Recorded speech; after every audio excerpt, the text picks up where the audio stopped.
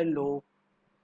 Return on equity एक financial terms हैं जो कि हम अक्सर किसी भी शेयर के एनालिसिस में सुनते हैं। किसी भी फाइनेंशियल वेबसाइट पे जाकर के किसी भी शेयर के डेटा को पढ़ते हैं तो एक रिटर्न ऑन इक्विटी निकला हुआ हमें दिखाई देता है, एक रेशियो। ये बहुत ही इंपॉर्टेंट फाइनेंशियल रेशियो है किसी भी कंपनी की फाइनेंशियल परफॉर्मेंस को चेक करने के लिए। सही मायने में ये होता क्या है और ये क्या इंडिकेट करता है, कैसे निकालते हैं इसको, ये सब अभी जानने की कोशिश करते हैं बिल्कुल सिंपल और आसान भाषा में।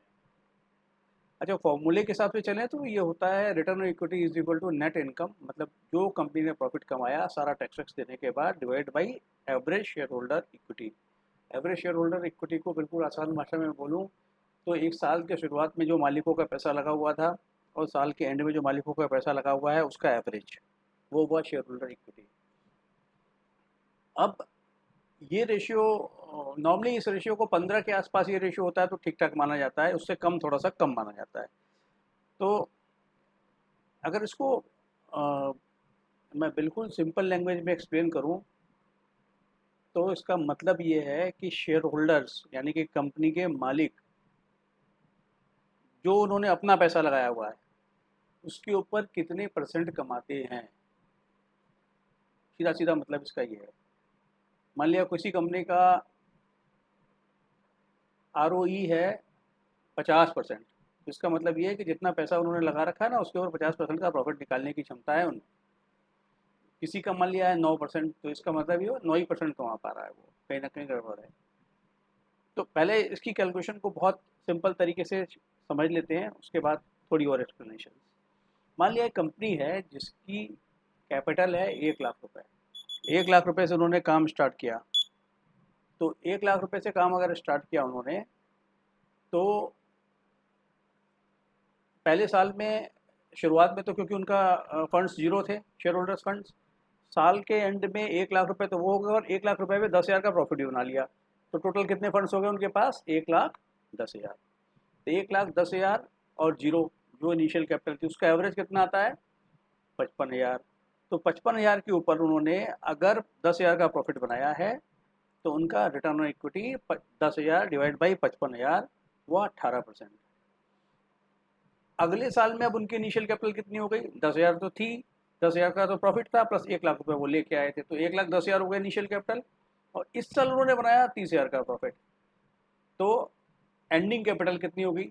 1,10,000 प्लस 30,000, 1,40,000। तो 1,40,000 और 1,10,000 का एवरेज कितना आता है? 1,25,000।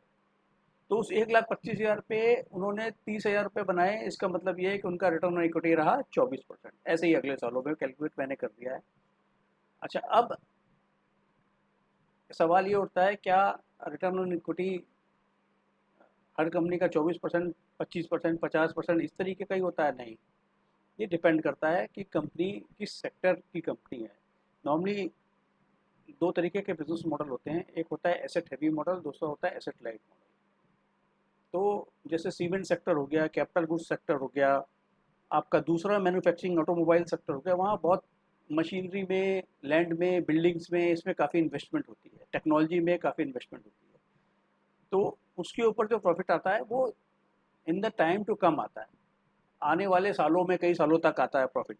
लेकिन इमीडिएटली वो कैपिटल एक्सपेंडिचर, तो कैपिटल का एक मेजर चंक जो है वो चला जाता है एसेट खरीदने। तो उनका रिटर्न ऑन इक्विटी आप देखोगे तो कम आएगा। शुरुआती सालों में किसी का 9% भी आ सकता है, 10% भी आ सकता है। फॉर एग्जाम्पल L&T जैसी कंपनी का रिटर्न ऑन इक्विटी आज भी 11-12% है, 10% है। ABB जैसी कंपनी का रिटर्न ऑन इक्विटी 22% है। हिंदुस्तान यूनिलीवर जैसी कंपनी का 20% है। क्योंकि अच्छा, दूसरे साइड में नेस्ले का ले ले तो नेस्ले का जो है रिटर्न ऑन इक्विटी 100 से ऊपर है। मतलब जितना पैसा वो लगाते हैं उसका डबल कर शेयर होल्डर का जो भी पैसा है वो डबल हो जाता है हर साल, क्योंकि उनके प्रॉफिट मार्जिन अच्छे हैं, मोनोपोली है मार्केट में। तो और उनका कैपिटल एक्सपेंडिचर बहुत ज़्यादा नहीं है, तो इसलिए उनका ऐसा है। जितनी IT वाली कंपनी देखोगे सब में आप देखोगे कि 30 से ऊपर का रिटर्न ऑन इक्विटी आता है, क्योंकि वहाँ पे भी ज़्यादा उनको एसेट खरीदने नहीं पड़ते हैं। तो सीमेंट वाली कंपनियों का आपको मिलेगा 14-15, के आसपास का रिटर्न ऑन इक्विटी, इससे ऊपर आपको नहीं मिलेगा। तो कहने का मतलब ये कंपैरिजन आप सेक्टर वाइज करेंगे तो ज़्यादा समझ में आएगा कि कौन से सेक्टर की किस कंपनी का रिटर्न ऑन इक्विटी ज़्यादा है। बैंकिंग को बैंकिंग से कंपेयर करें, और आईटी को आईटी से कंपेयर करें, आईटी, और ये आपकी सीमेंट वाली या मैन्युफैक्चरिंग कंपनी को, मतलब जिस सेक्टर की कंपनी है उसके पीयर ग्रुप से ही कंपेयर करें, तो इसका सही समझ में आता है। तो ये रही रिटर्न ऑन इक्विटी के ऊपर एक छोटी सी चर्चा। कैसी लगी वीडियो आप कमेंट में बताइएगा please. Thank you very much.